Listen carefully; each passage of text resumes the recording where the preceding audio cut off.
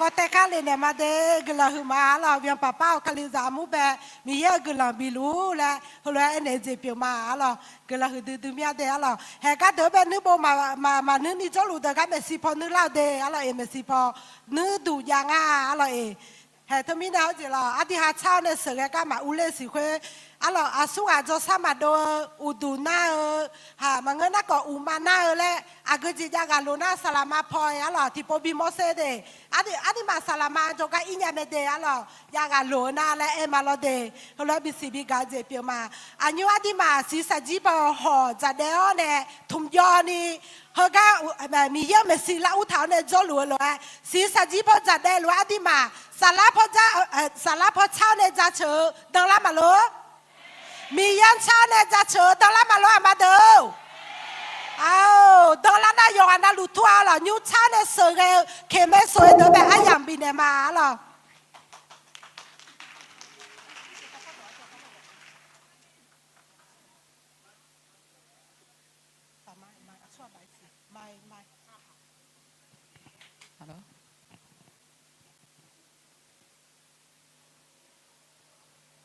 เอเมฮาเลลูยาโยกานาลูยูเดงาเลจอมาอุยทังกดีอาคาโนมีดอมเงยูควายนาเนสตากาจุงทำยศดีเมนูจะโคจุงอ่ะยูคาอะไรทายูคาแล้วจ่อแล้วรอไอ้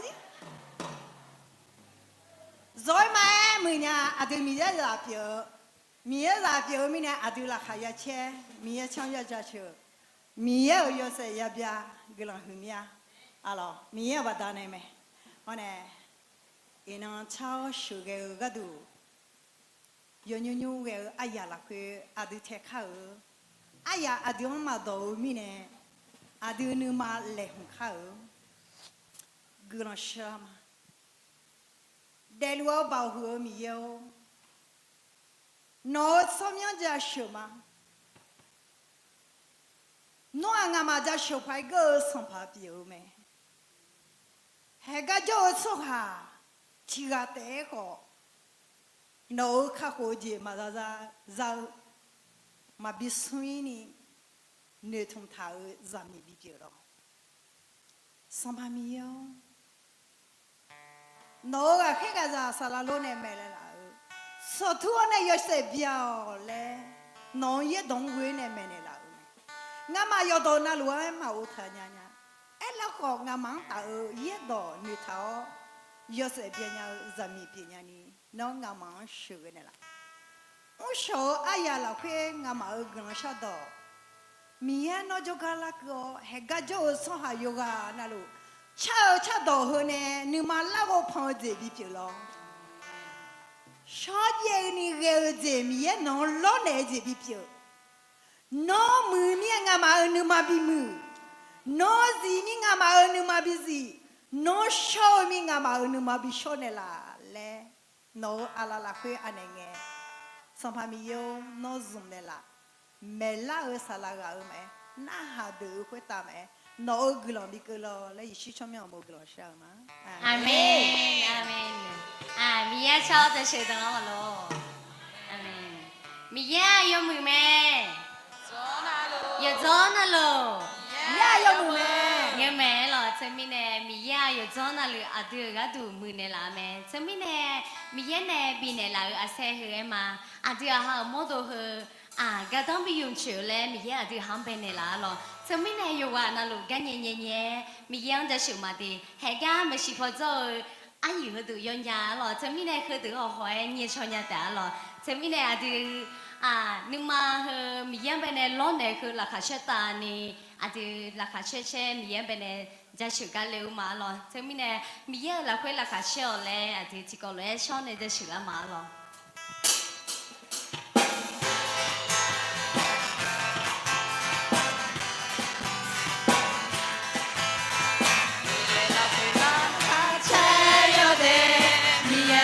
ราคาเชย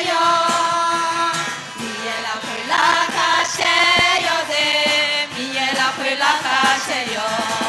sopa mi yen sa ote, mi ne la me, sopa mi yen sa ote, numa la fue mi ne la me. No quitena colona,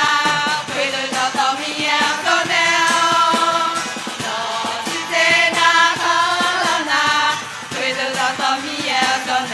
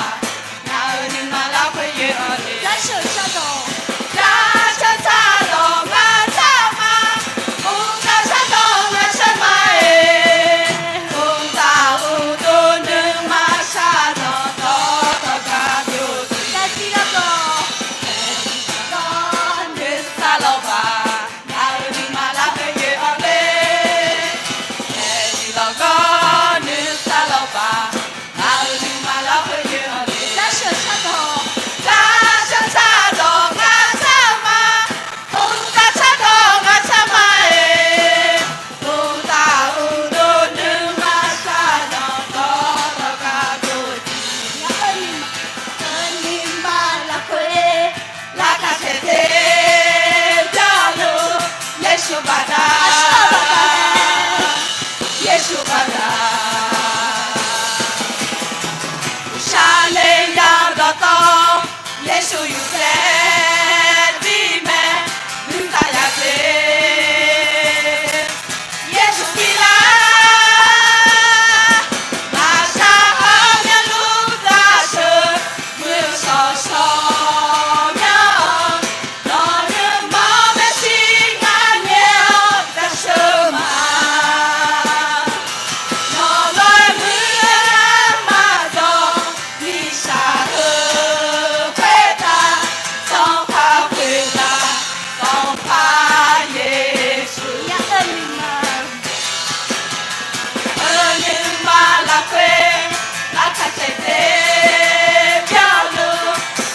받아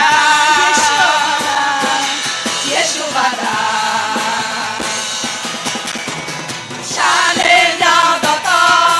예수 이제 팀에 유사야 돼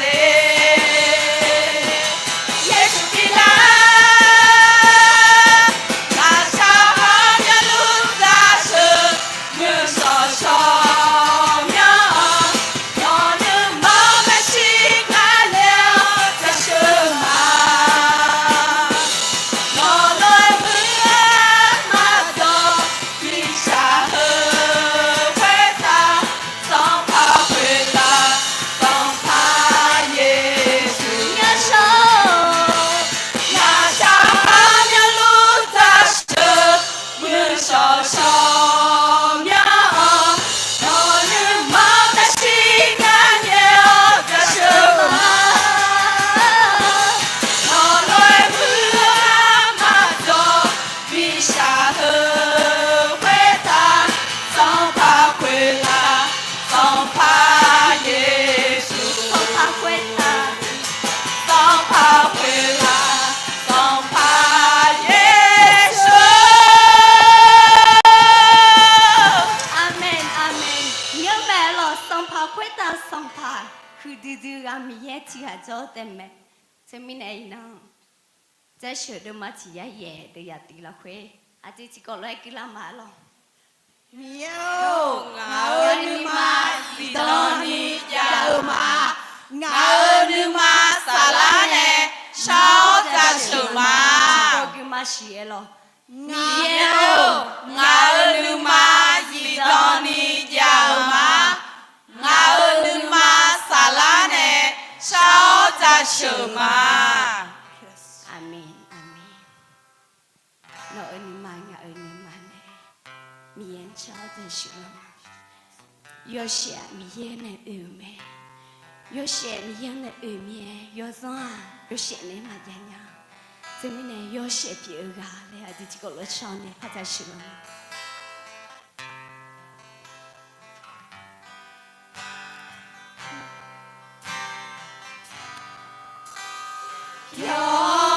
요셉뼈가 여성라 회노으오네 야느 번에 가모냐 너가느 말라무네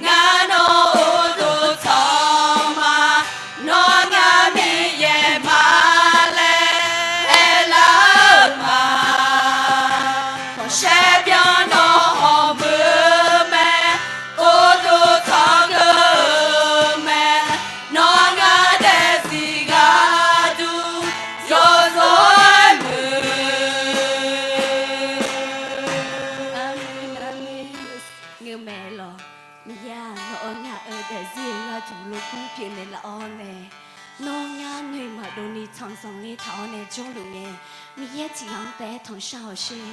农边呢干嘛旁边的拉咩？哎呀，阿老上呢，有么子你也农家个都来唔查咩？这边呢阿弟，你讲你农呢有安了会，我你也边呢头上，这边呢有些啊，你也别咩？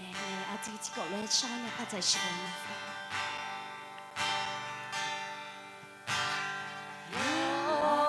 谁啊咪也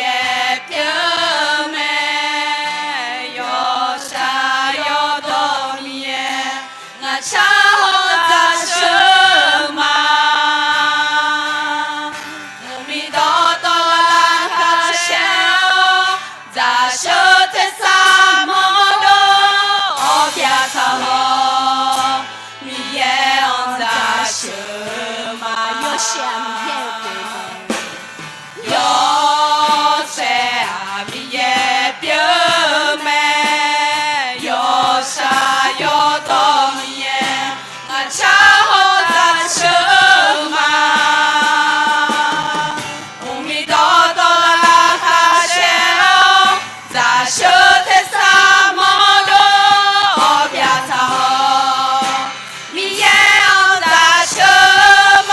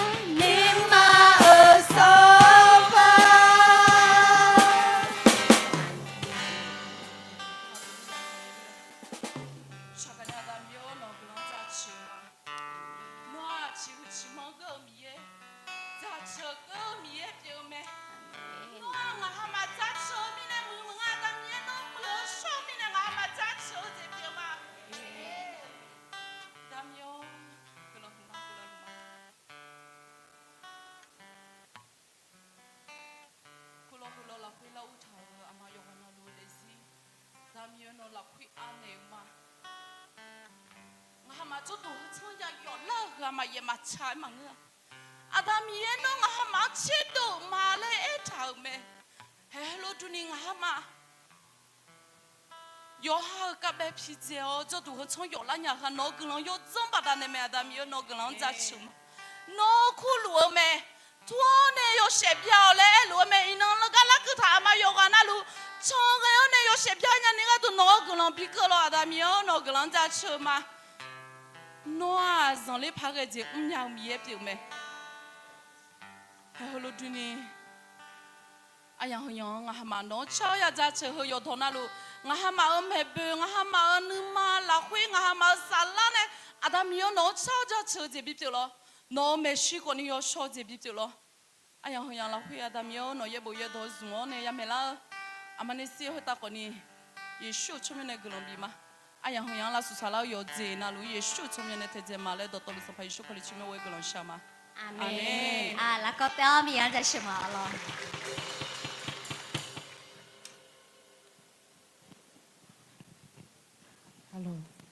à cái là hư mà đề à là kể mẹ soi được à là ông ta mi hở cho cái tụi mẹ lo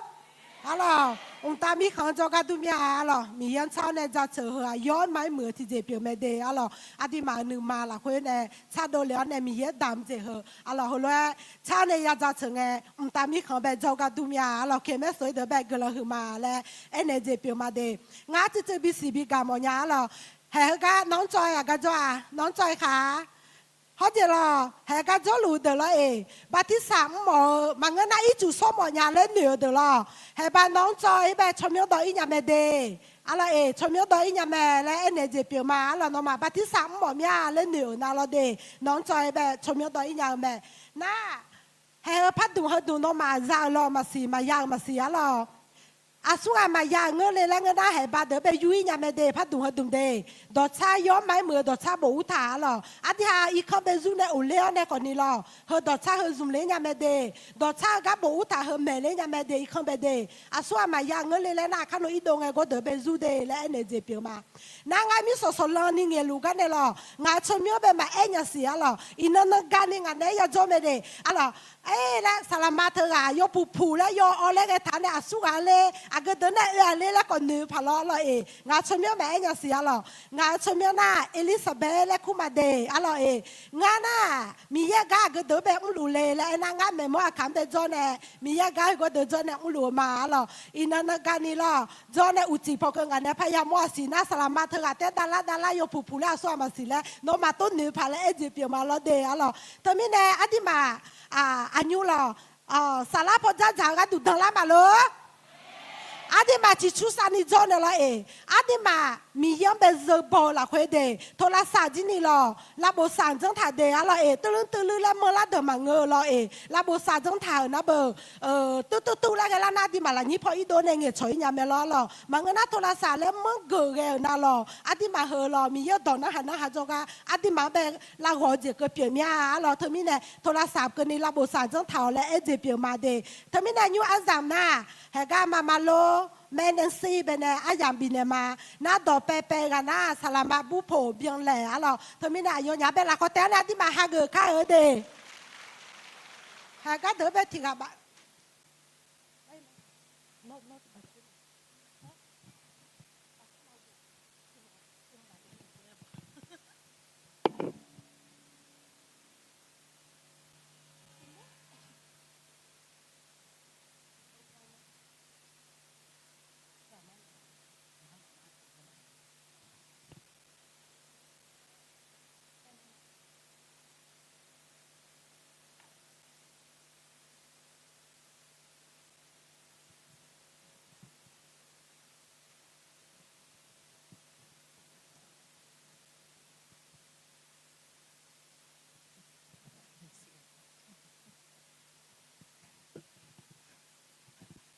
Usha Palaka Cheo.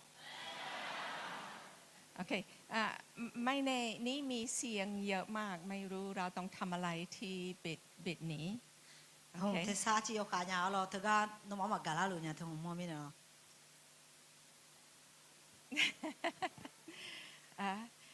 โอ้เมื่อคืนสุดยอด မိကြည့်မူဒူဒူအယံပြောမယ် ฉันตึงเต้นที่พระเจ้าเริ่มทำเมื่อคืนแล้วก็ตึงเต้นเพราะว่ารู้สึกว่าเขามี พระองค์มีมากขึ้นวันนี้แล้วก็พรุ่งนี้ด้วย มีจีนจะมองไงนูมาเช็ดทองๆละหาเช่นยามีเยกะมุเจียมองมีเนี่ย เรากำลังดูจริงๆเป็น 20 ปีที่แล้วตั้งแต่เราเริ่มขายสตรี แต่มีโควิด1 ปีแล้วก็เราไม่ได้พบกัน แต่นี่เป็นเวลา19 ปีตั้งแต่ทำเข้าขายสตรีอะดูข้อหัวไงนี่เชื่อโกเอ็กอะเบียงแม่อ๋อเอ็กคนนี้เขาพูดเชื่อไว้พูดที่พูดจีไม่ได้โควิดเนี่ยเดียวมันยาจังมีเนี่ยอ๋อ แล้วก็ฉันกำลังคิดถึง20 ปีที่แล้ว เมื่อเราเริ่มใหม่ๆคิดว่าปีแรกเรามีสตรีประมาณ50 คนเองงานนี่คุยเนี่ยจะละไงนี่เชื่อหัวอ๋อจีเราไม่หูพอจะไม่น้องพอละอะตอนเป็นไงงานเชื่อเอ็กอะโอโลตาลานี่ใครสติอามาอยู่เบอร์โลจังมาไม่เคยคิดเราจะมี450เวลานี้450 คนจะละไงมันเนี่ยว่ายังงานเชื่อเอ็กอะนี่เบียงละผ่าเลยและที่ตึงเต้นที่สุดเรามีผู้นำมีกรรมการมีหัวหน้ากลุ่มย่อยมีสตรีหลายคนกำลังขึ้นมาพร้อมเป็นผู้นำเพื่อพระเจ้านี่สุดยอดเฮ้ยนามาเชื่อละค่ะเชื่อละพากันจะอาคาซาโอเชเนอายุอาชุดโดลาเชื่อแล้ววัดตัวมีเยอะก็ดูอุมาเลยโดลามีราคาพัชเจมีแล้วก็ฉันคิดถึงตัวเอง20 กว่าปีที่แล้วฉันไม่เป็นคนมั่นใจฉันกลัวอยู่ข้างหน้าคนอื่นไม่อยากสอนซาลาโลบอกว่าฉันต้องสอนแล้วก็ฉันไม่อยากสอนแล้วก็ฉันจะร้องไห้บอกว่าพูดภาษาไทยไม่เก่งพูดภาษาอักขระไม่ได้ไม่อยากสอนแล้วก็พยายามร้องไห้เปลี่ยนใจของสามี这啦，你吃过哎？有的莫啦呀，俺个提啊嘛，啊，专门是做呢没有嘛没婆嘛爱婆，哎，可能啥路诺呀妹妹嘞，哎啊嘛没婆伢嘞，我嘛哎哟，啊就啥路你嘛比怕你个多，我嘛哎可能嘛怕伢。สามีของฉันไม่เคยสงสารเมื่อฉันร้องไห้สามีไม่ได้เป็นโอชาเขาบอกว่าไม่เป็นไรคุณจะสอนงา说啥我嘛没人家那个哦啥嘞没呢啦，好了，没人没，也就没嘞那啦没。และเมื่อฉันเริ่มสอนพูดไม่เก่งเลยแล้วก็ไม่มั่นใจแต่ทุกคนน่ารักมาก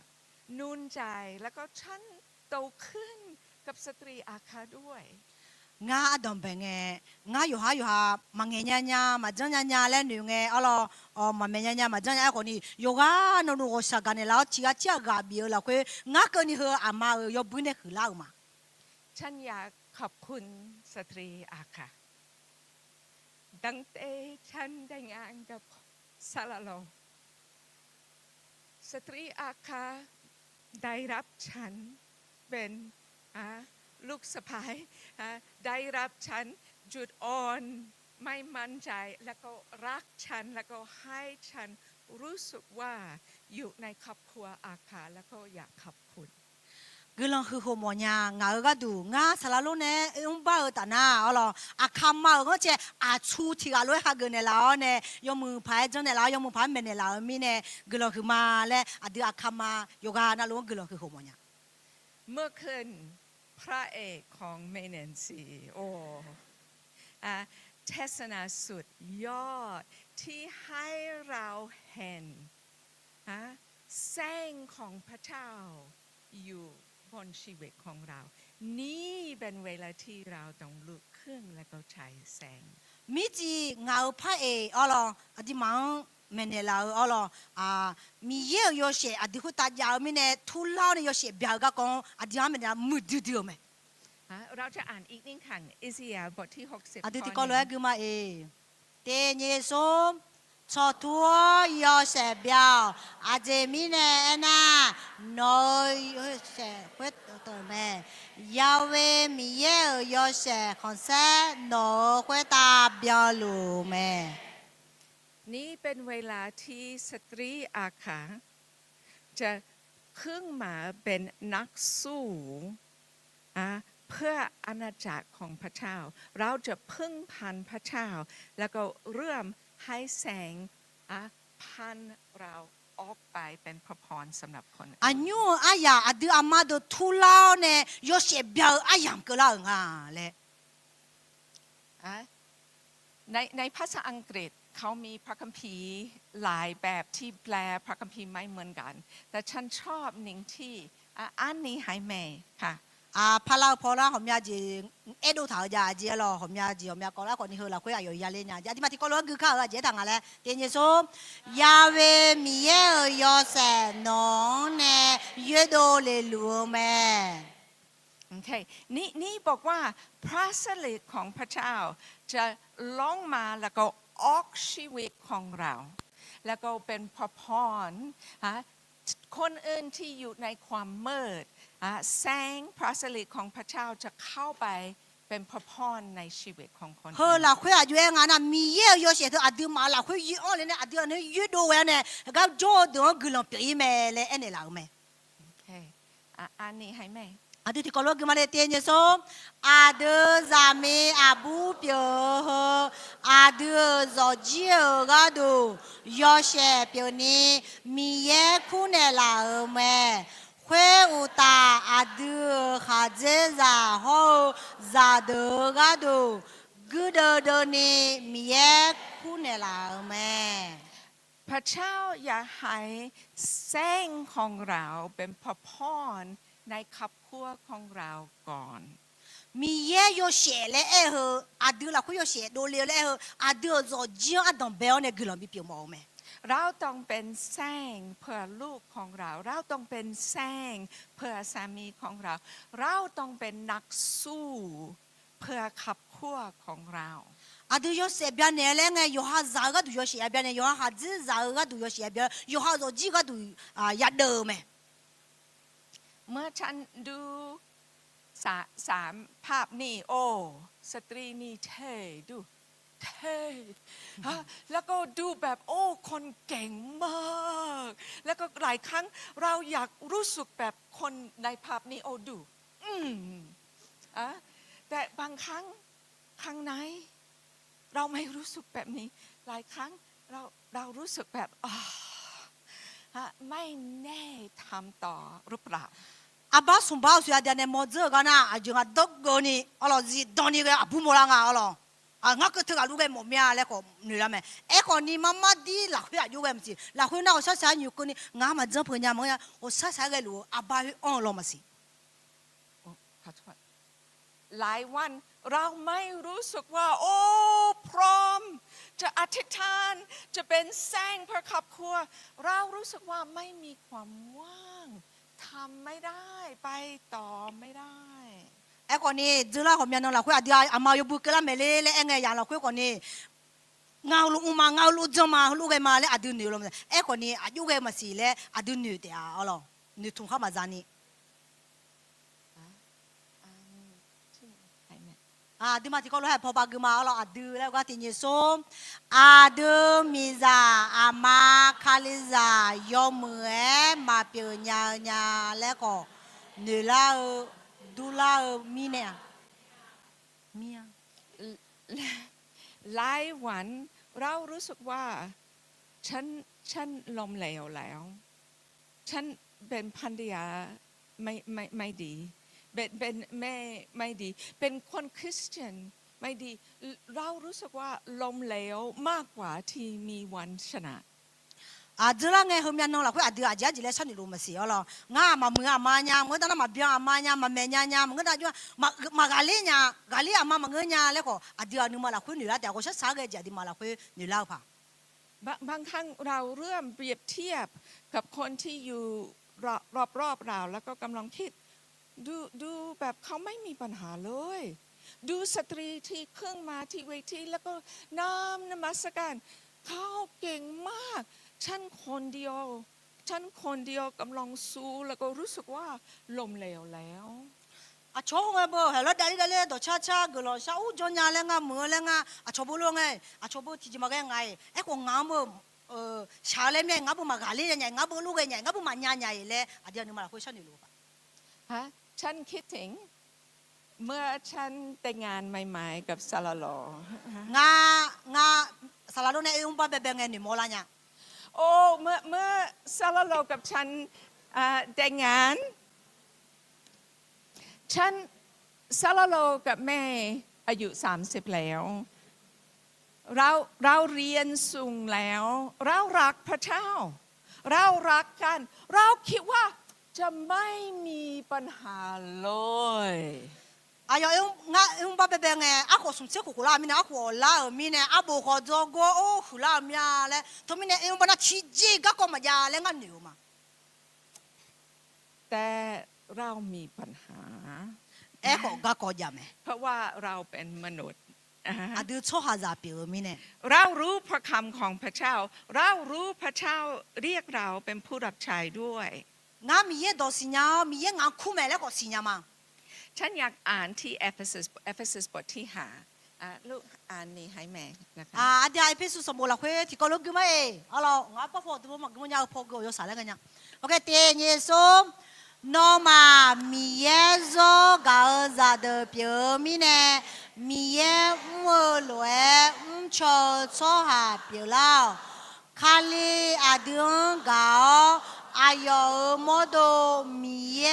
当那子好老呢，要操子来阿丁比呢老咩？会米呢诺玛个高啦会的。 อาจารย์พอลโลเขียนจดหมายที่คริสตจักรเอเฟซัสเมื่ออาจารย์พอลโลอยู่ในคุกเมื่อเขียนจดหมายนี้ แล้วก็คริสตจักรเอเฟซัสเป็นคนที่รับเชื่อใหม่ๆยังไม่รู้สังชีวิตมากเท่าไหร่แล้วก็อาจารย์พอลโลกำลังบอกว่าขับขั้วต้องเป็นแบบอะไรแต่ที่สำคัญที่สุดเราเดือนในความรัก 啊，迄保罗啊，要看哦呢，一批书看哩啥木头咯，看啥个，白白啦要修动个啦，佢早几个讲呢，早几啊就一个啦，啊就一个啦咧，慢呢要接表咩，好咯。ฉันไม่ได้แต่งงานกับซาลาโลหนึ่งครั้งจริงๆเราแต่งงาน3 รอบ รักเขามากเราทำพิธีที่ด้วยกับคนอาคาฉันรับใช้ในคริสตจักรไทยแล้วก็ทำพิธีที่นนแล้วก็เราไปที่สหรัฐแล้วก็ทำพิธีที่นนเราแต่งงานจริงๆ 我一用包咯，提包的嘛把送包把来送包，好咯。啊，个帮俺呐，老家看提包吧，个唔个提包吧，去把美利加提包来买，妈妈的搞了会把嘛。 แล้วก็แบบฉันบอกรู้สึกว่าเราจะไม่มีปัญหาแต่เมื่อเริ่มสังชีวิตด้วยกันปัญหาใหญ่ที่สุดเราคิดถึงตัวเองมากกว่าคิดถึงคู่ชีวิตเราเป็นคนที่แก่ตัวเองตลอด 弟弟嘛帮个不，个讲嘛讲啊，那个帮个呢，种个呀，会弟错啊，摇下啊，没听牛歌呀，唱牛歌嘛，跟那摇下，只要牛歌那么子，摇下牛歌呀，摇都蛮好个个。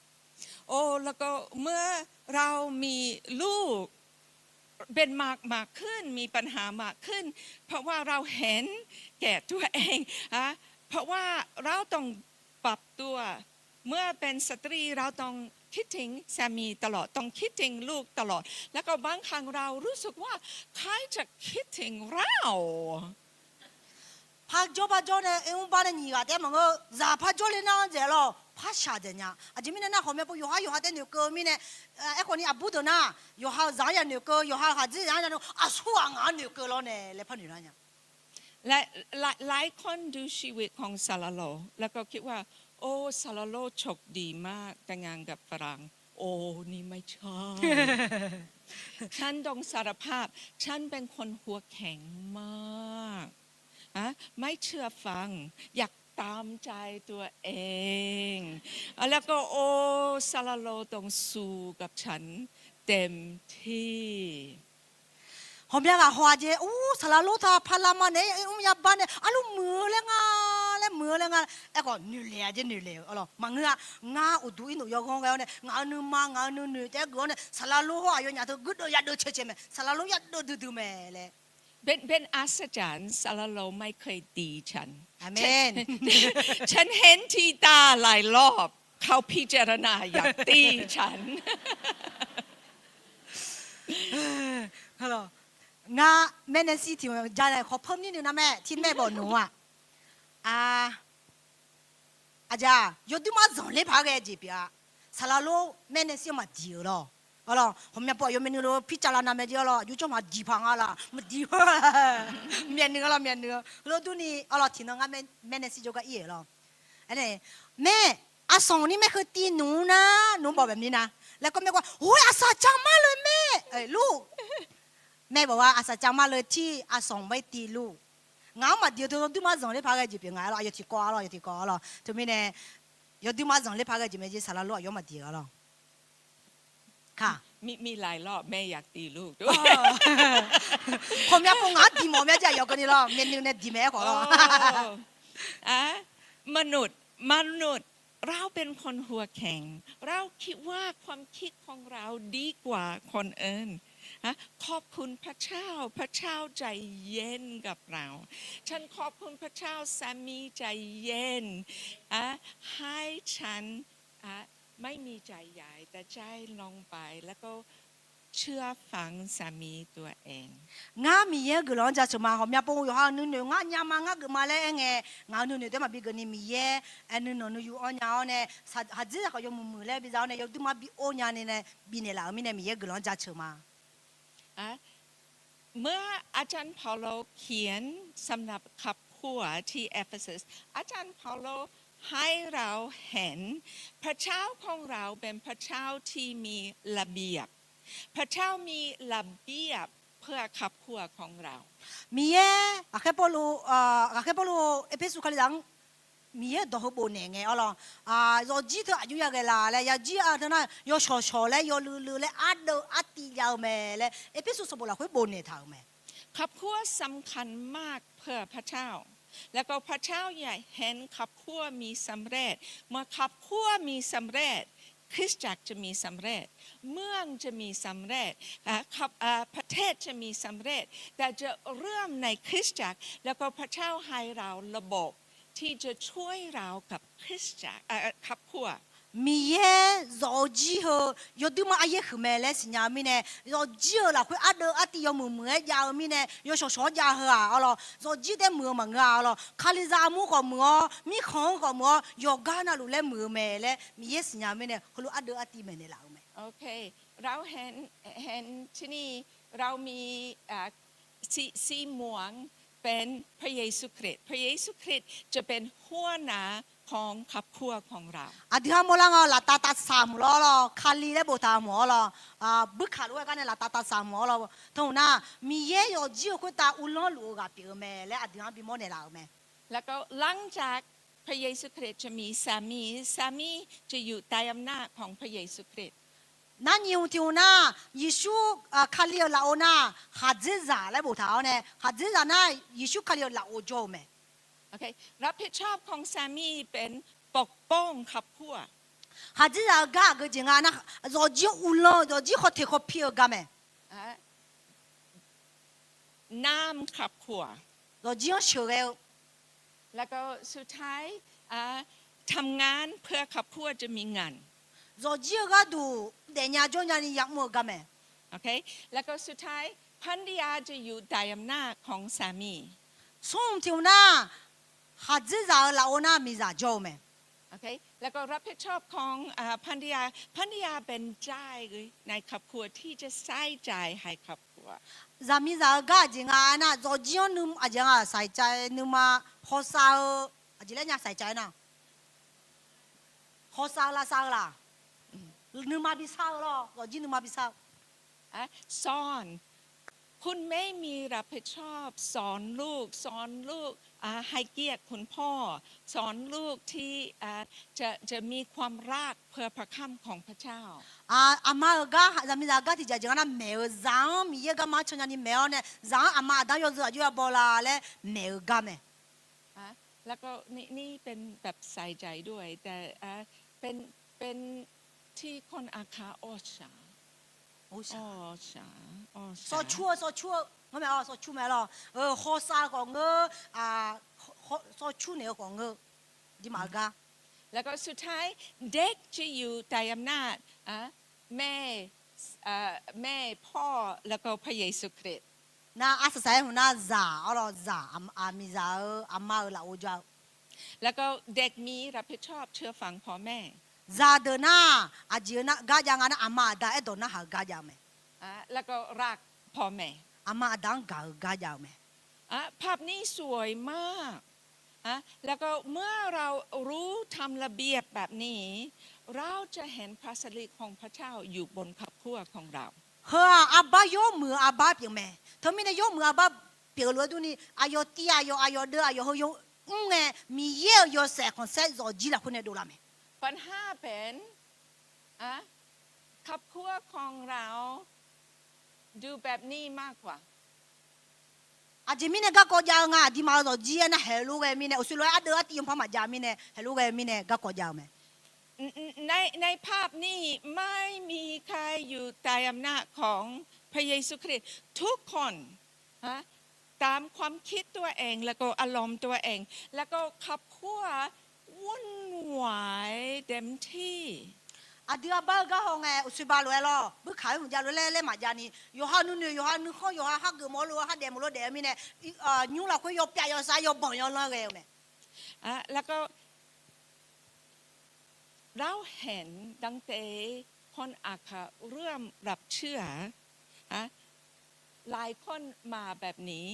แต่เราเห็นพระเจ้ากำลังรักษานี้เพื่อเราจะมีระเบียบแล้วก็ครอบครัวจะสงบ e ko adu akaza gon che mi yin sinya lo ne mi yin ne bi che ge da na mo la lo me lo yo pya yo sha ja he ele lo mu la lo me zu la lo me cha la lo nga le mo la me โอเคแต่ฉันอยากใช้เวลานิดหน่อยวันนี้อธิบายทำไมเรามีปัญหาอยู่ใต้อำนาจของพระเยซูคริสต์ทำไมเรามีปัญหาอยู่ใต้อำนาจของสามีทำไมเราอยากตามความคิดตัวเองแล้วก็อารมณ์ตัวเอง ina nga gon ta leo ne aju ga bi ne mo mya lo aje mi ne adu mi ye la ojo mo da za mi za de ha ji la ojo sha la aje mi yohanu kho yohanu ma de ge mo la le aju za cho la ma lo โอเคฉันจะเริ่มสำหรับผู้ชายอันนี้ให้แม่ ali de ga du amete jama lo adi ma ti ko lu ka te nye so ada de za yo de de la ni ya cho ba ne me เมื่อพระเจ้าสั่งขับหัวเป็นรับผิดชอบของคุณพ่อที่จะช่วยลูกชายครึ่งหมาแล้วก็รู้สึกว่าเป็นคนแข็งแรงแล้วก็ทำหลายสิ่งหลายอย่างได้ mi ye cho dan be adam be ali de be nge lo yo ha za ali de sho ne adia ma ga ali lo pi la ni sho ga na atang ya yo ali de sho ga ความกลัวมากที่สุดสำหรับผู้ชายเป็นลมเหลวผู้ชายกลัวจะล้มเหลว ali de gu de je lo ho mo da ali de to ma pi le nya ma un pi nya ga gu je je ali de gu je je ja แล้วก็คุณพ่อหลายครั้งเมื่อมีคุณพ่อจะเมื่อเป็นแบบจะซื้อจักรยานแล้วก็ช่วยปั่นจักรยานแล้วก็ครั้งแรกลงใหม่แต่คุณพ่อบอกว่าไม่เป็นไรลูกเกือบจะทำพยายามอีกเกือบจะทำอีกไม่นานจะมีสำเร็จแล้วก็คุณพ่อมีบางสิ่งให้ลูกชายทำตลอดให้เขามั่นใจผมทำได้ 就么这阿达提啊，有好子提啊，就了呢，这个呀提么子呢？lo提啦咯，lo提啊提么子呢？阿里在我伊那个个错，我一个个错个呢，哎呦个比比阿里哦，直接么个哦讲，我喏就别人们，别人们来个比比也比讲么。แต่เมื่อผู้ชายไม่มีคุณพ่อที่สอนไม่มั่นใจสำหรับตัวเองกลัวล้มเหลวแล้วก็ไม่แน่ทำได้ ไอ้คนนี้อาดามาโจจะอยู่อาลีน่าอ๋ออายองที่อายุแม่มาโจมีเนี่ยอายที่อายุเชื่อมาโจมีเนี่ยอายเปลี่ยนยามาสีคือหลังเราเปลี่ยนยามาสีจะเปลี่ยนยามาสีแล้วกูนึกมาอ๋อแม่ ฮะผู้ชายไม่แน่แข็งแรงพอหรือเปล่า งาถึงเปลี่ยนนี่กะอ๋อแม่ละกะกะแม่ละแล้วนิวแม่ ผู้ชายไม่แน่น้ำพันธยากับลูกได้ งามีจะเชื่อเนี่ยงาจะมีจะเชื่อเนี่ยแม่งาเชื่องาจะเชื่อเนี่ยแม่ละแล้วมันมาสีแล้วนิวแม่ สามีของหลายคนที่นี่ไม่ได้มีคุณพ่อที่ช่วยเขาครึ่งมาแล้วก็มั่นใจสำหรับตัวเอง เฮก็จะรู้หอมยากขาดเจ้าจะลังเงอาดาจอเนี่ยเชื่อมังอ่ะอ๋ออาดาจอเนี่ยรู้ยังอุ้มแม่รู้ยังจอแม่เล่แม่เนี่ยมังอ่ะอ๋อ แล้วก็เพราะว่านี้เมื่อเรื่องเกิดขึ้นแล้วก็มีปัญหาในครอบครัวสามีอยู่แล้วก็สามีไม่ยอมออกมาทำบางสิ่งเพราะว่ากลัวล้มเหลว เธอบอกตามีเนี่ยจะจีบเล่าเนี่ยจะจีละคุยกันจากก็จะโดนเล่าเนี่ยก็ให้มาลาชัวอ๋อวัวมีเนี่ยเปลี่ยนยามสิเจ้าเปลี่ยนยามสิแล้ววัวมีเนี่ยมาลาดัวอ๋อมาจังลามาลาอ๋อ แล้วก็เมื่อเราเป็นพันธยาเรากำลังรอสามีจะออกมาแล้วก็เรารู้สึกว่าจะทำอะไรแล้วก็สุดท้ายเราออกไปแล้วก็ทำ หอมยาปูหัดจะบีจงหัดจะบีง้อแล้วก็มาลาโดมีเนี่ยหรออันยังลาโดเวลีอันยังจะลาเวลีเลยเนี่ยมากาเลี้ยมีเนี่ยน้องมาจะงาจงมาเลยลาโดไหม แล้วก็เมื่อเสร็จอุดอาดทำไมเฉยทำไมเมื่อมีปัญหาไม่ได้ครึ่งมาแล้วก็พูดทำไมฉันต้องทำตลอดแล้วก็เราดิดนิสัยเรานำขับขัวมากกว่าสามีเพราะว่าเราไม่ใจเย็นไม่เข้าใจทำไมสามีมีปัญหากล้าออกมาเธอมีเนี่ยอดีลาโดจนะอ๋อ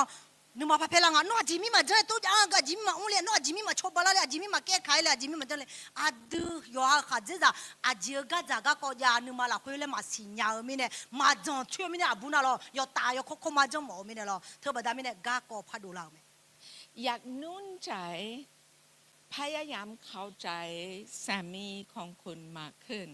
สามีไม่ได้มีคุณพ่อที่สมบูรณ์ไม่ได้มีพ่อที่ใส่ใจช่วยเขาขึ้นมาเป็นผู้ชายเต็มที่ลึกๆข้างในเขากลัวล้มเหลวเธอมีเนี่ยเหตุการณ์จะรู้โยกานะรู้กับบินเนี่ยมันยันโนหัดจะรู้กันรู้นะอ๋อโนหัดจะโยกาเลยโอชออาจจะมีเนี่ยนะจะลังเงอายุยศาลงเงอดายงเชื่อเนี่ยแม่กับมาโจมีเนี่ยอายุนึกมาละคุยกูรู้มีเนี่ยเปลี่ยนยามสิมาเปลี่ยนยามมาสิแล้วกูรู้มีเนี่ยหัดจะยังโอชอเนี่ยอายุก็ยังชอบบ้าไหมทีนี้เราจะดูสำหรับผู้หญิงความสัมพันธ์กับคุณพ่อมีอิทธิพลในชีวิตของผู้หญิงยังไงอันนี้พูดนะอาบูเดือดหัวมาหรออาบูหัวอาดาเธออายุตาอายุก่อนเนี่ยอายุหือละแล้วหรออายุฮัตจิโกเลยจอตาเธออายุหือละอายุตาเลี้ยงงานเลยหัวละข้าวหรออันนี้อาจารย์ก็รู้คือมาเร่อะไรเตียนยังส้มอาดาเดอยอฮายอมือแม่และยอดูลาบอนเนี่ยอาเย่หือกะเปียแม่คุณพ่อสำหรับผู้หญิงไม่กลัวล้มเหลวนี่ไม่สำคัญในใจของเราแต่สำหรับผู้หญิงเราอยากรู้ฉันน่ารักไหมฉันเป็นคนน่ารักไหมalors abu ga du ada the lo pio ma pio ga ma gwa lo e ko ni nga nga da ga du yo mu me la le he mo aye khu me เคยเห็นเด็กผู้หญิงที่ใส่ชุดสวยๆแล้วก็ไปหาคุณพ่อแล้วก็เขาโอ้แล้วก็เต้นให้คุณพ่อแล้วก็คุณพ่อบอกว่าโอ้น่ารักจังเลยอาดูมั่วมาละมิเชื่อมั่วพัดมุนเนี่ยอาดามสิจุดอะไรกันเนี่ยอาดามบิฮอลอามาอาดามงั้นชัลลิงอะไรงั้นมืองั้นละเลยบีเอ็มบิฮอลมาตัวมิเนี่ยอาดามก็อุชัลลิเลยงั้นกาเลยมีอะไรนึกว่าที่สิเกลไหมคุณพ่อในชีวิตของผู้หญิง สำคัญมากให้เรามั่นใจสำหรับตัวเองแล้วก็ให้เรารู้สึกว่าฉันมีคุณค่าแล้วก็ให้เราไว้ใจเมื่อเราไว้ใจพ่อของเราจะรู้ไว้ใจพระเจ้ายังไงทมิเนี่ยอาบูก็ดูนะอาดาเถอะนะอ๋อเจมาอุ้มเปียก็กูน่ามาจันนึกคบเชี่ยวหมูหรอนึกมาถัดเชี่ยวหมูหรอทมิเนี่ยอาดานึกมาถัดเชี่ยวนะอาดามีเยอะกว่านึกมาถัดเชี่ยวแม่เลยคืออาบาโมลาแม่เมื่อเรามีคุณพ่อที่ใส่ใจให้เรามีอิทธิพลเข้าไปกับคนอื่นยังไงมีอิทธิพลให้เราตัดสินใจจะแต่งงานกับใครเพราะว่าคุณพ่อรู้สึกว่ามีคุณค่าคุณพ่อให้รู้สึกว่าฉันเป็นคนน่ารักแล้วก็เราจะอยากเลือกผู้ชายที่จะเป็นเหมือนคุณพ่อของเราทมิเนี่ยอาบูเดก็ดูอาดายอมมือหรออาดานึกเขาศิลาไปละค่ะศิลาไปจังเลยอาดาเธอนะอาบูก็อาส่วนเนี่ยอีอันยังอาส่วนเนี่ยเคยยังเห็นนะแต่มันก็อยู่หาอาส่วนเนี่ยอุ้มยาบาลาอยู่ยาเชลาอยู่ยาจังลาแล้วก็สิยังอ๋ออาบูลูกเดินหน้ามาแต่หลายคนในห้องนี้เป็นคนคริสเตียนลุงแรกในครอบครัวหลายคนในห้องนี้ไม่ได้มีคุณพ่อที่แสดงออกความรักมีคุณพ่อที่ใส่ใจให้เราคนนี้อาดูมาเฮกาโจอามาหูดนะคาลิซาปิลามันก็ต้องมีเยอะจังละอาดอมเบลดูมีเนี่ยอาดามืออาดูนึกคนเชียวเนี่ยอาดูเชียวเทอาดูเชียวเกลอาดูกันเนี่ยเราอาดาฮุลุชุนเนี่ยเรามังเฮียผมอยากก็ดูและเพราะว่าเราไม่มีคุณพ่อที่ปกป้องเราที่ใส่ใจให้เรามีบางสิ่งจะทำเองแล้วก็ไม่ไว้ใจสามีตัวเองดูแลตัวเองจะเป็นดีที่สุดเธอมีเนี่ยอาดาตัวอาดามาจอนี่เจอละไงตัวโจมีเนี่ยอินอยู่หาหัวซาเมอยู่หาอุ่นละเมเลยพี่มาดามีเนี่ยอยู่หาขัดจีเนี่ยอุ่นบ้าคนนี้อยู่หาขัดจีนึกมาทัชเชอยู่หาขัดจีนึกมาทานยันนี่ก็หัวยาวไหมฉันรู้มีหลายคนในห้องนี้ที่สามีเสียชีวิตแล้วหรือสามีอยู่ที่คุกหรือสามีทิ้งไว้แล้วก็คุณไม่มีสามีเขาก็จะหอมยากะงั้นสิญญามาเราขัดจีจะชีมันก็ตอนนั้นขัดจีจะของมันก็ตอนนั้นอยู่ขัดจีเนี่ยหัวอามาโจไหมพระเจ้ามีพระสัญญาเมื่อเราไม่มีคุณพ่อเมื่อเราไม่มีสามีพระเจ้าจะเข้ามาในชีวิตแล้วก็จะเป็นแบบคุณพ่อสามีให้เราก็มีเยอะตัวมาสัญญาจาวไหมขัดจีจะมาโจไงขัดจีจะอดีเนี่ยมาจงไงสมภารยิสุมีอดีก็หลักคุยจเลยอดีขัดจีจะเป็นละอดีชอบเป็นละมาเลยมีตัวมาสัญญาจาวไหมพระเจ้าจะไม่ให้คุณทิ้งไว้รู้สึกทอดทิ้งพระเจ้าจะมาเจอกับคุณแล้วก็ให้คุณสติปัญญาแบบถ้าว่าคุณมีสามีแล้วก็ช่วยคุณทำชีวิตมีเยอะอดีเนี่ยโจเลยว่าอดีชอบบาก็ดูขัดจีจะเบียดเจเลยมาเบียดเจเลยมีเยอะอดีมาบิสิละอดีบีโกชอนยาเนี่ยดูมีเยอะอดีเนี่ยโจลูไหมอ๋อโอเคเราจะไปต่อเราจะดูเรากำลังจงเอเฟซัสบทที่5แล้วก็อาจารย์พอโลสอนอะไรสำหรับครอบครัวเมื่ออาจารย์พอโลเริ่มกับสตรีก่อนอันนี้ให้แม่นะอาทิตย์ก็ที่กอลกุมาหรอแค่พอรู้อาทิตย์มาจะจีก็คนตาเลี้ยวเนี่ยอาบุตรเนี่ยอาดอมเบลแม่หรอที่เมื่อที่นี่สุดที่กอลกุมามิซาโดสัมภามีเยอุโมโจลวยยอฮาฮาเจซาอุโมยอมเอโจอาเจมิเนเอนาคาลิซาอามูอุดูเปียวอายอโมโดเปียวคาลิซาอามูคาหัวกาเปียวลวยฮาเจซามิซาโดอุดูเปียวแม่เว mi ne khaliza amu khalio umo jo lue mi za de ko yo je na luo la kwe yo ha kha je za la wo ya jo me โอเคอาจารย์พอลโลชัดดีบอกสองข้างอาบูปลอดภัยที่สุดอยู่ใต้อำนาจของสามีเชื่อฟังสามี hagan holang e abu zami za do le ni po e me olo ajimi ne na no kha ji za umo jo ta no ga du mu je me le ene la me โอเคนิ่งยังที่ต้องเข้าใจจะไปต่อจะอ่านสำหรับผู้ชายตอนนี้ ali ga du go gu ma ti ko lo e lo gu ma de ni chen nga ne te ni so kha je za do khali za amu ga o ayo modo bine lo e yo ha mi zang ga khali za amu la sho chi sho le i ju ne chi sho lo e ye don we o ne la sho me โอเคแต่นี้อาจารย์พอลโลกำลังพูดกับสามีแล้วก็เริ่มบอกว่าต้องรักภรรยาแต่สามีมีรับผิดชอบด้วยเราอยู่สะอาดเราเป็นเจ้าบ่าว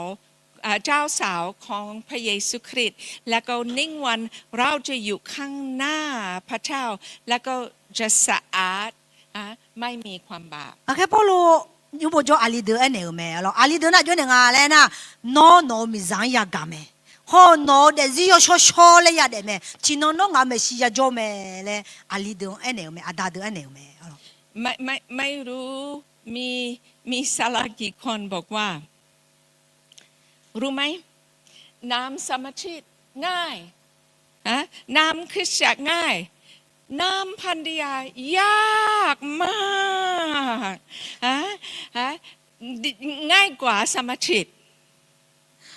salam ya ga e la ma si alo khali za mu sho ga yo o mya alo khali za mu ho phia yo o mya e ko nga mi za ho phio sha le nya le e me แล้วก็รู้สลามาหลายคนบอกว่า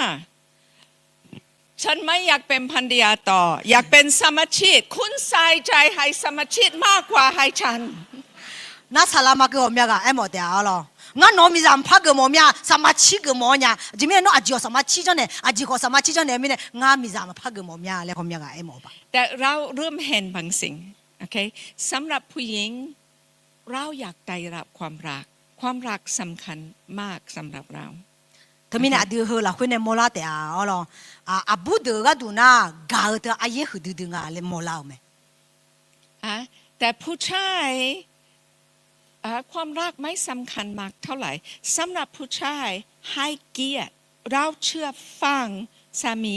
นี่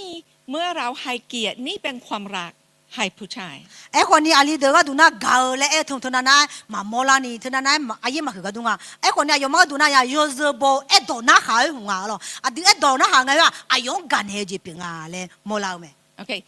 เพราะว่าวันนี้เราไม่จกจงสำหรับสามีเราจกจงสำหรับภรรยาเราจะไม่อ่านหมดเลยแต่เราจะไปถึงที่ino adi ha ali ga du aye tha ga ma nga lo abu ga ko ye tha ga me abu ga ko ima lo โอเคอ่านนี้ให้มา adi ti ko lo gu ma de alo sum se sum la khwe lo e lo ko no ma yoga na lu yo ha mo do ga lo e yo ha mi zang ga mi za de ko yo ha kha je zang yo zo bo cha me สุดท้ายอาจารย์พอลพูดอีกนิ่งขังให้สตรีให้เกียรติสามีปลอดภัยที่สุดอยู่ใต้อำนาจของสามี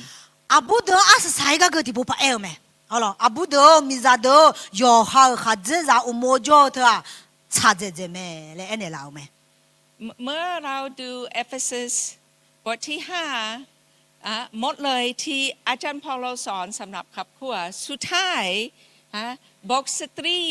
3 ครั้งให้เกียรติสามีอยู่ใต้อำนาจของสามีอยู่ใต้อำนาจของสามี ไอพี่สุสมบูรณ์มางาเขาต่อลูกจีงไงแค่ปลูกอายุอาบูเดือดเรามีจัดเดือดอายุเอ็นเดล่างาเลยนะสุ่มปูเบียนี่เราโน้ขัดจีจังยอดบ่โน้ขัดจีจังอุโมจ่อโน้ขัดจีจังอุโมจ่อเลยเอ็นเดล่างไหม แล้วก็สุดท้ายบอกผู้ชาย4ข้างรักภรรยารักภรรยาใส่ใจให้ภรรยารักภรรยาเหมือนรักตัวเอง ฮอรักแค่ปลูกเดือดละคุยอาลีเดน่าปูเอ็นเดไหมโน้มีจังเก่าโน้มีจังเก่าโน้มีจังหัวสาวโน้มีจังเก่าเลยปูเบียนี่เอ็ดทำไหม นับไม่ได้มีกี่ครั้งมีคู่ชีวิตจะมาหาซาลาโลกับแม่แล้วก็เกือบจะแยกกันกำลังทะเลาะกัน แล้วก็ขอเราอธิษฐานเพื่อฮัจิจามิจาเลแม่เนซี่ฮอสาลาโลโจก้าผมอยากเอาแม่เอาล่ะเชื่อบัดามิเนี่ยเชื่อหัวอีพายล่ะหัวอีพายเชื่อเนี่ยกุลังชัดชนเนี่ยล่ะกุลังชัดเนี่ยล่ะแล้วผมอยากกูเอาแม่แล้วก็เราสอนนี่แล้วก็ผู้หญิงจะบอกว่าใช่ฉันอยากมีความรักคุณต้องเริ่มรักฉัน ต้องเริ่มใส่ใจให้ฉันเอาล่ะผมอยากเอาเนี่ยเอลิงเอาล่ะเงื้อแม่ตัวบีแม่หมอมาเถอะแล้วน้องงาไม่เทียกาเลยงาไม่เทียยาลาซาเลยเขาลุ้นหนูแม่พูดเถอะแล้วก็สามีกำลังคิดคุณให้เกียรติก่อนแล้วก็ผมจะรักยินดีอาลีเด็กก็หมอแม่อาแม่เทน้องงาโยซึบอลงาลาโอจ่อลฮึ่งงาน้องกามาเลยหมอแม่ปัญหาเป็นเราต้องมีหนึ่งคนที่จะใจอ่อนลงแล้วก็จะเป็นคนแรกโอเคฉันจะเริ่มให้เกียรติเมื่อเราเริ่มให้เกียรติสามีจะให้เราความรักแต่ถ้าว่าจะรอจะไม่ให้เกียรติทิ้งไว้แล้วเขารักฉันอาเดียก็อาจริงนะฮัลโหลเชมิเนี่ยหรอนี่ก็รู้ที่ก็เลยมาที่ยังมากาที่ยังอยู่มาบอกเลยมิเนี่ยก็อายุคือนะ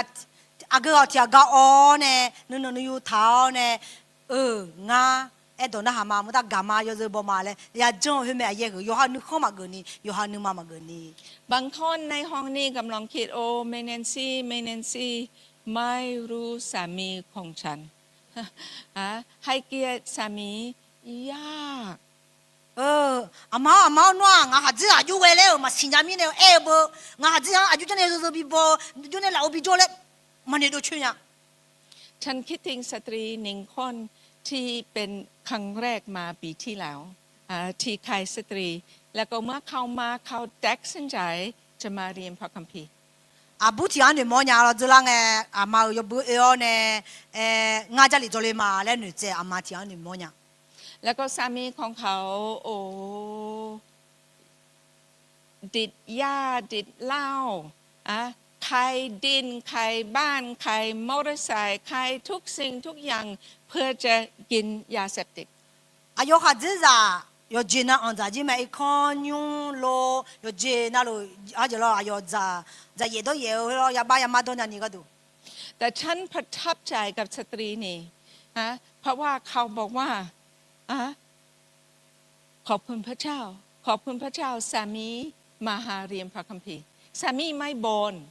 สำหรับฉันมาเรียนพระคัมภีร์เขาหานิ่งหยังที่เขาขอบคุณพระเจ้าสำหรับสามีคนนี้มีเยอะกว่าจะเชื่อมาอาบูกันเราอยู่จีน่ารู้เปล่าอย่างละคนอายุมีเยอะกว่าจะเชื่อมาเลยไม่อาจจะมีเนี่ยอายุขัดจะลิจอยก็ทัดจอยเลยมามีเนี่ยยอมมือที่เจมอนยาก็ให้ความกลัวขึ้นมาเลยไม่แล้วก็ทุกครั้งเมื่อเขาเรียน ABS 3 ABS 6เขากลับบ้านแล้วก็ยิ้มแล้วก็บอกว่าที่รักขอบคุณมากที่ให้เรียนพระคัมภีร์โอ้เพราะว่ากลับมาแล้วก็มีใจแบบนี้สามีบอกว่าโอ้ยินดีไปได้那他们呢？阿妈个家里做了呢，边啥咪好做呢？一口嘞个拉卡切里面呢，哦咯，那有迄路里点么个？我跟那个人去嘛的，俺家里边做呢啦，俺家里做个提前没呢啦嘞，咪呢，大姐俺那，多罗门那做哟嘞，呢啦没。สตรีทว่าสามีของคุณไม่ยอมไปโบสถ์ ห้ามไปโบสถ์แล้วก็กลับมาแล้วก็บ่นบางคนในครอบครัวนี่ไม่บริสุทธิ์เลยไม่เข้าไปโบสถ์ no hadzela haga jona re no hadzela udu thonyu malani lo no teya le na alo no udu thonyu le ne oina do othado alo haga ha je do nya ma sinya di ma tong alo to mi ne haga jo tia na ma sho udu nyu ma le mi ne tha tho alo คำบนจะไม่เปลี่ยนสามีดีที่สุดไม่บนสำหรับสามี no tho ba da mi ne no hadzela ma phala nya alo mu je ja ma tho ni jo he me mu je เมื่อไปโบสถ์แล้วก็กลับมาต้องน่ารักมากยิ้มโอ้วันนี้สุดยอดสบายดีไหมหิวไหมอยากให้ฉันทำอาหารแล้วก็สามีจะคิดว่าอุ้ยทุกครั้งเข้าไปที่โบสถ์กลับมาอารมณ์ดีจังเลยจะให้ไปโบสถ์โบย to mi ne udu thonyu le na o ke na tho ma nge la kha che so we kha ji no aji ja mo nya no aji ge nya no nga ji bi jan ne mo nya le na udu thonyu ya bi le nga de le nga ha ji nga ja mi za la kha che o le nga le udu thonyu pha bi le ma ayo ko pha la mo bom แล้วก็บางที่สามีจะกำลังคิดมีอะไรกำลังเกิดขึ้นที่โบสถ์ที่เขากลับมาอารมณ์ดีขนาดนี้คิดว่าผมต้องไปดู aji pi la nga mi za to udu thonyu le la kha che alu nga ko lu jan ne la nga lu de la mi ne udu thonyu la ko aji pi la to nga ke ya le nga le เมื่อพันธยากับของผมใช้ไว้แล้วกับพระเยซูคริสต์น่ารักมากฉันชอบพันธยาแบบนี้ฉันอยากไปที่โบสถ์ดู nga mi za to udu thonyu le ne glan sa le mi ne nga za mi za mu la le me la kha che so to mi ne nga ko ni udu thonyu le nga le ni la me เราเริ่มเห็นปัญหาในครอบครัวภรรยาไม่สมบูรณ์สามีไม่สมบูรณ์แล้วก็ไม่มาจากครอบครัวสมบูรณ์ adio zo ji ga kwa ji mi ja nga na mi za ko ni byon lo ga ne la ma nge ha ji za ko byon ne lo ga la ma nge mi ne zo ji ga ja ga ko to mi ne ja me รักกันไหมรักกัน ga me ana ga me รักพระเจ้าไหมรักพระเจ้า mi yen ga me ana mi yen ga me แต่ทะเลาะกันตลอดเวลา e ko yo jo na che แล้วก็นี่เป็นปกติโอ้ไม่รู้กี่คนก่อนไปที่โบสถ์อยู่ที่บ้านแต่เมื่อเข้าไปที่โบสถ์ทุกคนยิ้มแล้วก็ดูแบบเรียบร้อย ho mya po adu I kho jong na lo yo ha ja du tu nyu la mi ya che jing lo che du e ko du nyu le na la kha che u su ho lo ya ge ho lo ge me โอเคพระเจ้าหนุนใจเราต้องรักเพื่อนบ้านแบบรักตัวเอง mi ya do adi ha me ne la lo yo ha ga lo yo ha do phe jo cho han ga le e ne la me ลูกอ่าน adi ma ti ko lo ge ma de te ni sum yo ha ga lo yo ha do phe jo cho han ga โอเคลูกอ่านนี้แล้ว lão phật cái này tiền như số nó yo ha à yue nữ nhà ปัญหาใหญ่ที่สุดไม่รักตัวเองไม่แน่ความคิดสำหรับตัวเองเป็นอะไรเมื่อเราดูภาพนี้ผู้หญิงนี้โอ้มีใจอบอุ่นเขาคิดถึง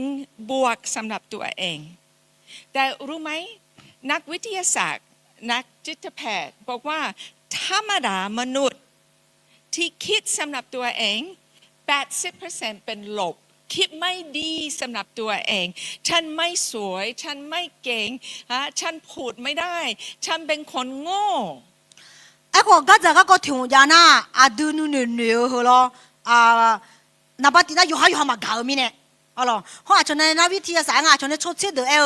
ชั่วหาจะอาบุตรเหรออันนี้อาบุตรก็จะไม่เย่เช่เปอร์เซ็นต์นะอยู่หาก็ดูมามือจีนอ่ะจะง่ามามือเนี่ยง่าอยู่ชูเนี่ยง่ามาชาเลนเนี่ยง่ามาเนี่ยผมเนี่ยจะอยู่หาก็ดูมามือจีนอ่ะ มันสถานกำลัง ให้เราคิดไม่ดีสำหรับตัวเองตลอดเวลา เนสดาอดีก็ดูโยฮาก็ดูมาเมื่อจีเดบิชันอยู่จนเรามาเมื่อจีเดบิชันอยู่โยฮาก็ดูเหรอ รู้ไหมมันสตันกำลังถามในความคิดของสามีกับลูกๆด้วย สิญญามาล่ะเนสดาจากนี่ฮัจจากนี่โยฮาก็ดูมาเมื่อจีบิชันอยู่นี่กังรู้ไหมถ้าว่าเราจะพึ่งมาใช้แซงในครอบครัวเราต้องเริ่มกับคำพูดของเราเรากำลังพูดอะไรให้สามีเรากำลังพูดอะไรให้ลูกให้เขาเชื่อพระเจ้ารักเขาเป็นคนน่ารักเขาเป็นคนเก่งพระเจ้าอยากใช้ชีวิตของเขาฉันไม่เนี่ยอดีทั่วเนี่ยโยเสบียเนี่ยเลยนะบัดนี้อาการเนี่ยจงนะหาแม่เบี้ยเนี่ยจงไหมอดีโยฮาจาก็ดูเงินเนี่ยจีโยฮาขัดจาก็ดูเงินเนี่ยจีโยฮาขัดจากยามโยฮาจากปีละยามมือละยามพละยามเลยหาแม่เบี้ยเนี่ยต้องยามเบี้ยไหมเราว่าคนเราไม่ต้องคิดว่าเราตาว่าคนทำไมฉันบอกคุณกี่รอบแล้วกูก็ทำอีกเราไม่ต้องคิดออกมาออกปากของเราผมอยากบอกอธิมาโชเอเธอจีจีมาฉันอยู่นี่จีจีฉันอยู่ตัวเราตัวเนี่ยหรอจะมาลงเทปว่าจะบอกมาเลยตัวเนี่ยหรอแต่เมื่อเราต้องพูดบางสิ่งดีๆให้สามีหลายครั้งคำจะมาทิ้งที่นี่แล้วก็ติดคอแล้วก็ไม่ยอมออกบ้างคนนี้ที่พูดนะหาที่ร้านยอมมือเจมันก็ร้านยอมมือเจเนี่ยเลยนะมาละคุณเนี่ยดูแลช้าก็แล้วก็เขาก็พังเงยเลยเนี่ยแม่ดูเนี่ยดูมันเงียบอยู่เราต้องเริ่มดูสามีของคุณขาดความรักสามียังไม่มั่นใจสำหรับตัวเองคำที่พูดกับสามีกับลูกจะมีอิทธิพลในใจแต่ไม่ในหอมยาปูโยฮาขัดเจอมันก็ต้องโยฮาจ่าเธอโยฮาอาจจะมาอุ้มเปียพาเลกูลูละคุยอายุอุ้มเปียนี่อาดิมหาแม่เนี่ยดูเลยต่อบัดามิเนี่ยอายุกาบิโออายุบิอุ้มเปียนี่อาดิมหาแม่เนี่ยดูเลยยังไหมแต่เราว่าคนอื่นตาเขาง่ายเพราะว่าลึกๆในใจเราไม่รักตัวเองที่เรารู้สึกไม่ดีสำหรับตัวเองกำลังออกชีวิตแล้วก็อยู่ที่สามีกับลูกหอมยาปูอดีฮะฮังเกจิงดูเลยเขามาดูเลยเฮลล์อดีที่มาสะอาดดังแบบกันอดีฮะละคุยอดีโยฮามาการมีเนี่ยเฮลล์ดูเลยกันเนี่ยดังแบบเราเมียโอเคดังนี้ฉันอยากพยายามอธิบายบางสิ่งแล้วก็จะยากไปนิดหน่อยง่ายอาจจะอยู่สาธิตชมมาก็หากันยารู้เราชมมาให้อ่านเลยใช่ไหมครับแม่อันนี้ค่ะที่มาที่ก็รู้ก็คือมาก็เตียนส้มเลยยามเนื้อชาดอดูเนี่ยมัวเจบดาเนี่ยอดูเยซูละคุยอาสูอาเปียกาเรื่องเราโอเคฉันอยากใช้เวลาจะเปรียบเทียบเมื่อเราทำบางสิ่งผิดและเมื่อเรารู้สึกอับอายอาบ้าเห็นเลยเนี่ยชี้เจ้าเราคุยจะชมวันนี้หรอแล้วเนี่ยชาดโฮแล้วเนี่ยอาจจะมาทุลาเนี่ยหรอแล้วกันเนี่ยชาดมีเนี่ยมาทุลาเนี่ยเขาแล้วกันเนี่ยชาดทุลาเนี่ยโอเคอันนี้เป็นสำหรับความผิดคือมาที่ก็รู้เตียนส้มเลยญาและหนูโยฮาที่เจพาเลยญาและสิญามัวเจฮัลโหลสิญาโยมือเจ้ามีเยอะชากาเจียหนูโมหนูปูหนูพาเจบิจาลาเมโอเคเมื่อเราทำบางสิ่งผิดเราจะรู้สึกผิดแล้วก็เราจะวิ่งไปหาแล้วก็สารภาพแล้วก็เราให้ผิดออกไปนี่เป็นธรรมชาติที่พระเจ้าอยากให้เกิดขึ้นในชีวิตดูที่จะน่าแล้วมีเนี่ยมีเยอะจุกเจริญมีเยอะเนี่ยมีเยอะอีบ้าชาเพียวเนี่ยมีเยอะอีบ้าเพียเนี่ยดีมาน่าอยู่จุตัวก็มีเยอะก็มั่วจีบงแล้วก็อีบ้าชาเพียวดีมาก็ชนได้แล้วแต่อับอายเป็นอีกหนึ่งอย่างอับอายไม่เหมือนกันอายชาโดล่ะที่ก็รู้กี่ไหมชาโดเจ งามามือญางาจีเจผาชาวญางามาเบียงมากูญาเปียวเจเฮืออีบ้าทาวเจเปียวกูเจอลาบดาเนยาเดขาวโยฮาอานานีเดียญาและมาบีสิญากาดูเลเจล โอเคเมื่อรู้สึกผิดแล้วก็อุ้ยฉันบาปเราวิ่งไปหาพระเจ้าแล้วก็สารภาพมีอิสระไปต่อแต่อับอายเป็นอีกหนึ่งอย่างอยู่บนนี้แล้วก็เรารู้สึกว่าฉันเป็นผิดหมดเลยไม่มีอะไรดีสำหรับฉันอะแล้วก็ทุกที่เราไปเราอยู่ใต้อับอายแล้วก็กลัวน้อยใจขี้น้อยใจแล้วก็รู้สึกว่าทุกคนกำลังมองดูฉันแล้วก็ไม่พอใจกับฉัน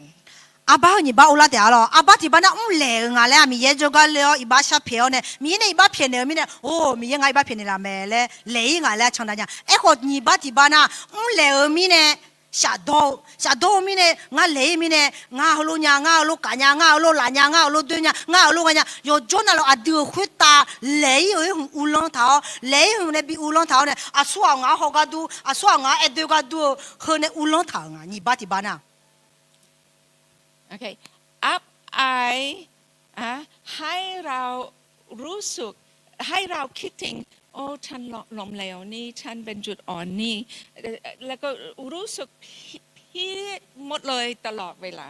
สารภาพให้พระเจ้าแต่รู้สึกผิดอยู่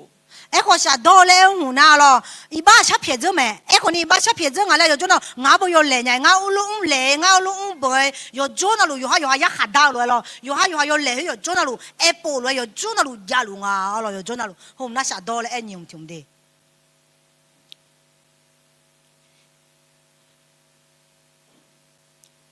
ประมาณ3 ปีที่แล้วลูกชายคนโตแยกกับภรรยาแล้วก็ตอนนี้ไม่เดินกับพระเยซู这啦生活，哦咯，我个里阿多阿姨个，把个呢，阿有米在那个呢，阿有米也那么长。โอ้แล้วก็นี่ทรมานฉันรู้สึกล้มเหลวเป็นแม่ไม่ดีทำไมนี่เกิดขึ้นกับลูกฉันสอนลูกแล้วก็มันสตันมาขโมยลูกของฉันยังไงฉันอธิษฐานเพื่อลูกตลอดแล้วก็ฉันรู้สึกอับอาย阿呀，去呀啦，去我个度，要多买女小呢，要多买小阿呀边呀，前面呢，我咋，后路别啦和我不打呢，我用怕嘛没阿妈，我用怕嘛没阿妈用怕嘛别呢呀。我个人是做那是大前面的，我然后路回过来了，你妈啦会下刀，哦咯，下刀会今天比乌龙呢，要多买小阿呀边呀。ฉันบอกสามีฉันไม่อยากสอนอีกเพราะว่าฉันสอนสำหรับครอบครัวคริสเตียนตลอดฉันจะสอนสำหรับครอบครัวคริสเตียนเมื่อฉันล้มเหลวเป็นแม่ไม่ดีแล้วก็ลูกไม่เดินกับพระเจ้าจะไม่แน่ง่าสารรู้อันเดียมาง่ามาพันเมียเนี่ยง่ามาพันเมียมาอาจจะไม่แน่น่าจะลังง่าโจจีคาลิซาโจจีอายุยาเดียเลยง่าเมียมาเอ้คนนี้ง่าเมียง่าสาวลูกเปล่ามีเนี่ยง่าสาวลูกเวลามีเนี่ยง่ามาพันเมียเนี่ยง่าที่จีมาอุ้มเปียเนี่ยชั่วเปียเนี่ยเลยง่าเอ็นเดียมาคนอาคา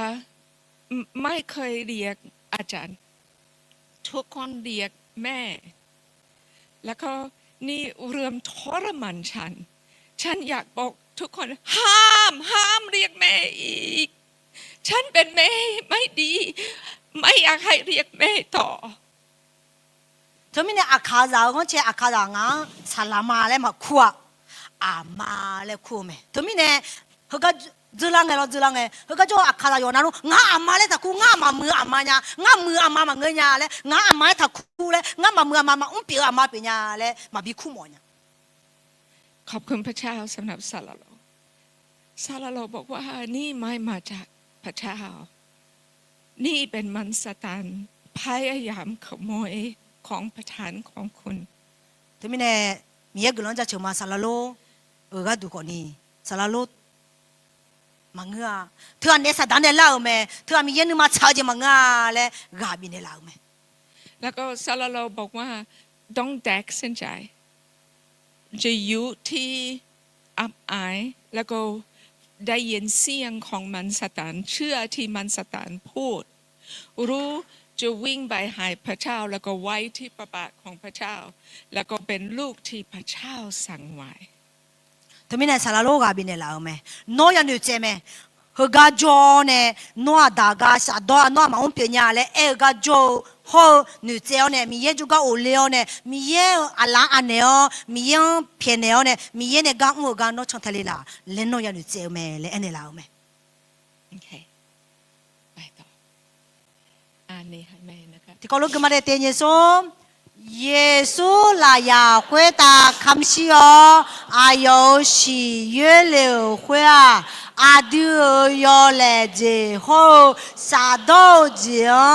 เดคาเนลาเม เมื่อเราอยู่ใต้อับอายแสงของพระเจ้าออกไปไม่ได้อะเป็นความมืดในชีวิตที่ปิดแสงของเรา อาดูยอซอนละคุยชาโดละคุยโจอายาละคุยนามีเยยอชิอาดูเดซิละคุยเนี่ยมาพิอาดูเลยเนี่ยยอซอนเนี่ยเดคาทาเมเนี่ย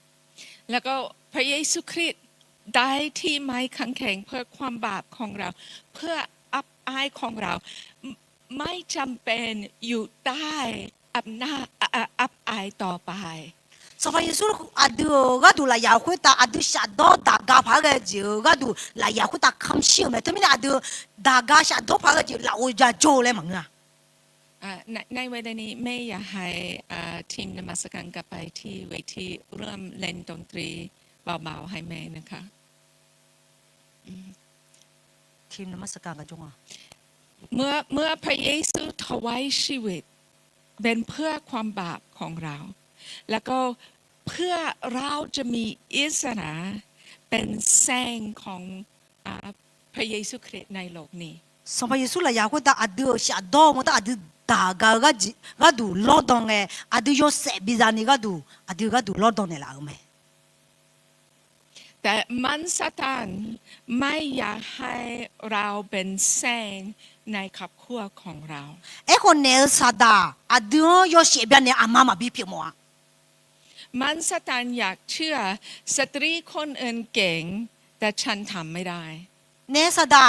อายุอาดูเฮเลเอเนโมเมอยู่กับอยู่นั่นยังเมเอ้คนโนมันยังเลเอเนโมเม วันนี้รู้สึกว่าไม่รู้มันสตานกำลังทรมานคุณกับคำพูดอะไร คุณอับอายอะไรในชีวิตที่สารภาพแต่ยังไม่มีอิสระ อินโนฮกาโจดเนี่ยสดาดอบดามิเนี่ยชาดอดากาดออากดอบดาเนี่ยบิปาตอท้าเนี่ยโนชาลูโนบิอุโลเนี่ยชาลูมสิ นี่เป็นเวลาที่เราจะบอกว่าไม่ยอมให้มันสตันมัดไว้ต่อไปไม่ยอมให้มันสตันให้ความมืดในชีวิตของฉัน ความมืดในความคิดของฉัน อันยัวอย่างละคนน่ะอาดูเนี่ยสดาเนี่ยดอนะฮาวเนี่ยปาตอท้าจียงกาเล่อายังเปียวเมเนี่ยสดาดูมาเดซิละคนมาพาบิอุโลมาวันนั้นชาโดจีดากาจีละอุมาพาจมาเลยนูเจอายังเปียวเม ฉันชอบภาพนี้ดู งาอาบาบายอยาเลยเนี่ย ที่แพลนของมันสตานที่จะมัดไว้สตรี มัดไว้ความคิดของคุณวุ่นวายกับคิดของคุณ พระเจ้าอย่า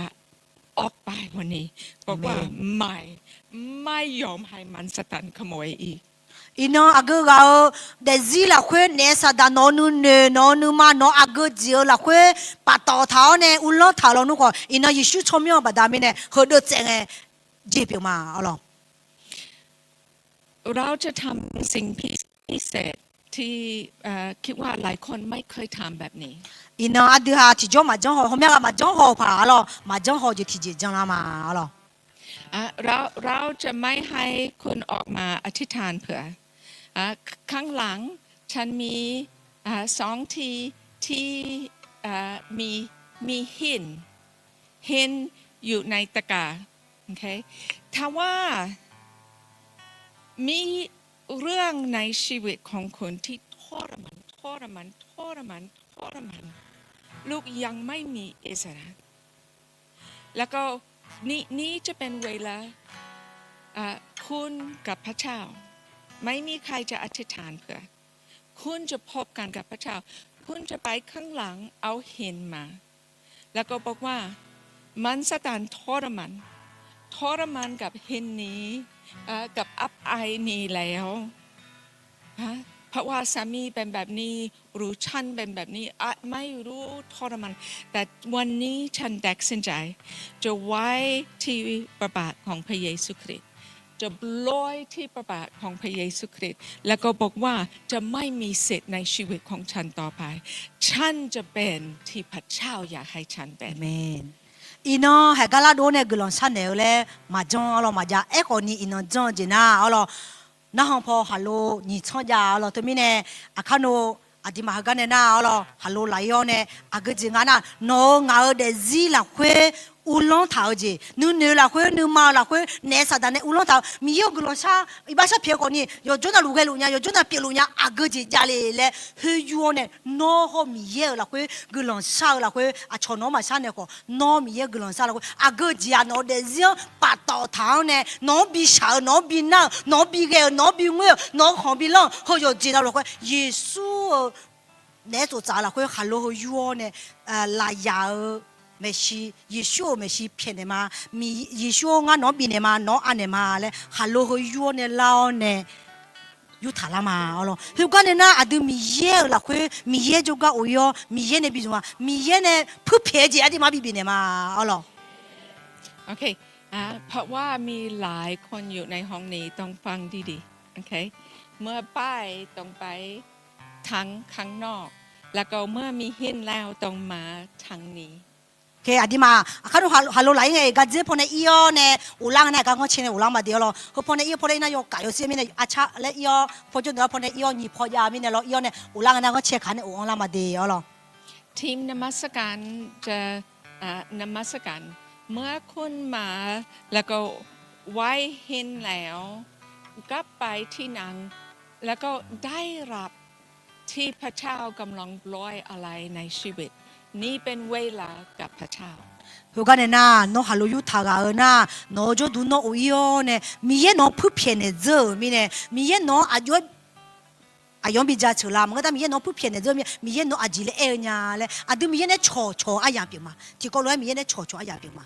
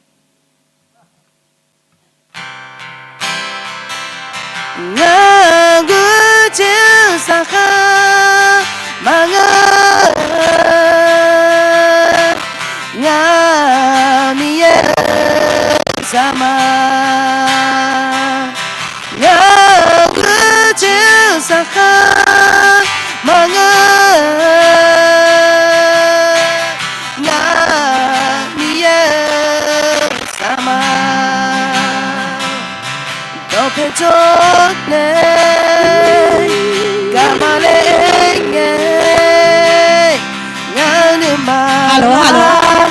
หลหลานนี้มาย้ายดูดิกันเนี่ยเอาหมดเลยหลานนี้มาย้ายดูดิหลานนี้มาย้ายดูนี่แหละก็จะไม่ดีน้าห้องพอฮัลโหลเราบาลานซ์ก็จะไม่ดีอะไรฮัลโหลคาซาถึงก็จะไม่ดีฮัลโหลถึงก็เราคาซาเราบาลานซ์ก็จะถึงก็ยูแล้วเนี่ยก็จะคนละยาก็ยูทาราเดลล่ะฮะกูเจสักมาเงอะเด้อฮัลโหลยูลาเจน่าอะไรฮัลโหลยูทาราเนี่ยยูฮาจูทูยูฮาโอโยเนี่ยมีน้องชายละเพื่อจมาอะไร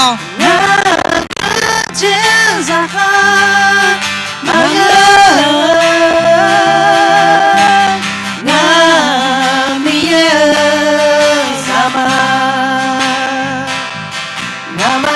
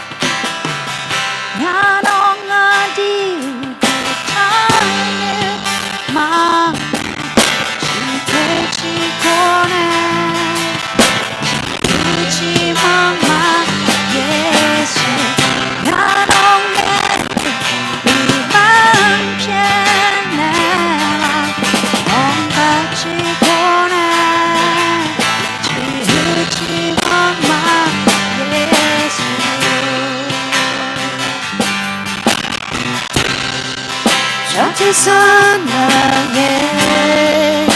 이제 미안해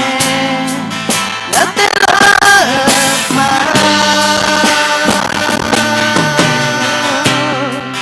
너는 왕자니 변한 거지 난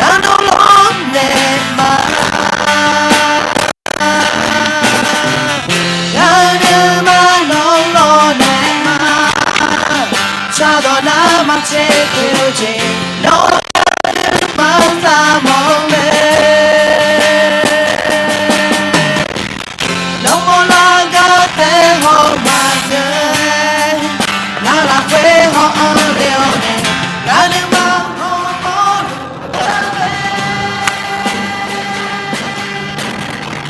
나는 아직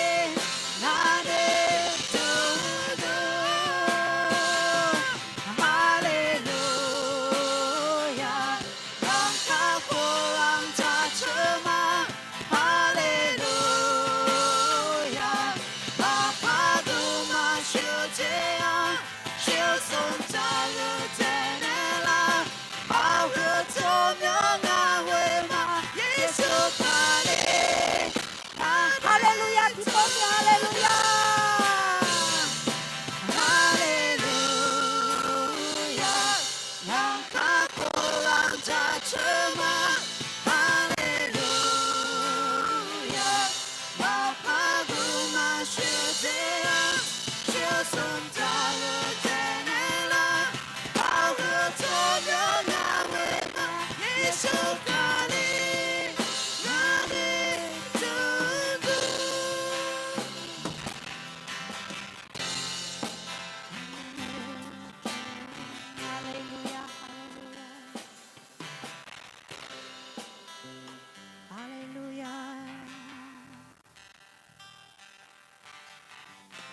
耶稣卡了น้องอามาเนทุมดูเปียวแม่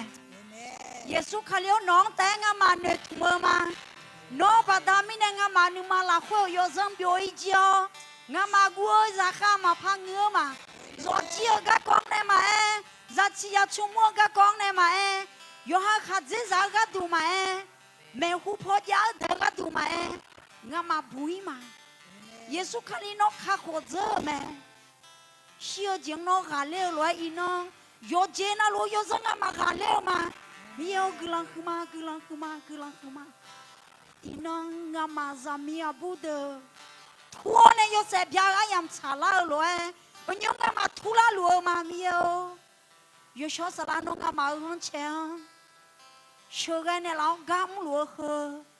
อีน้องแต่มาเงินนี่อุมามาเบียยาซิกาเหอเนี่ยละมีอะมองก็ดูงามาชอทุเพอมองก็ดูงามาโยเชบยาเพอโยกาโยมังเอมีขังมังเอโยฮาเนี่ยดังเบลโยฮาโซจีโยฮามิซาโยฮาขัดเจซาโยฮาซาดังงามาโยเชบยาญานีมีโยโนกัมเนี่ยละโนชื่อกันเนี่ยละเฮกาจอลโอซามีโนซามีโยกานาลูมีเอาที่เจจังเนี่ยอยู่กันนะลุงน้องเธอจีเจอแม่ยังน้องกำมือจีอยู่กันนะลุงอามาซาเจอมามีเอายงเงี้ยทับบีเปียเนี่ยน้องกำมืออามาฮักเกอร์เฮอีน้องแต่ผิวลูกผิวหลังเฮจีทับบีเปียเนี่ยอยู่จอนะลุงอามาน้องเลยมอเนี่ยเฮนามาเซ็งอามาพัมเบลเฮนามาเซ็งอามาอาติพักโกลานี่ก็ดูมีเอาน้องเชื่อเนี่ยละกลังขึ้นมามีเอากลังมาโซ่มืออายามละคุยมองงามาตั้งเบลงั้นเชียสักก็นี่ชื่อกันเนี่ยแล้วเห็นยังที่ยามงามาพยาโจดาเลยงามาพยาจะดาเลยคือขอยชิเชื่อเกจิน้องงามากำเนี่ยชื่อกันเนี่ยละเลยเยซูคริสต์ชมยกกลางชาวมาอเมริกาแต่ว่ามียังจะเชื่อมาละย้อนอารมณ์ไม่ขยันเลย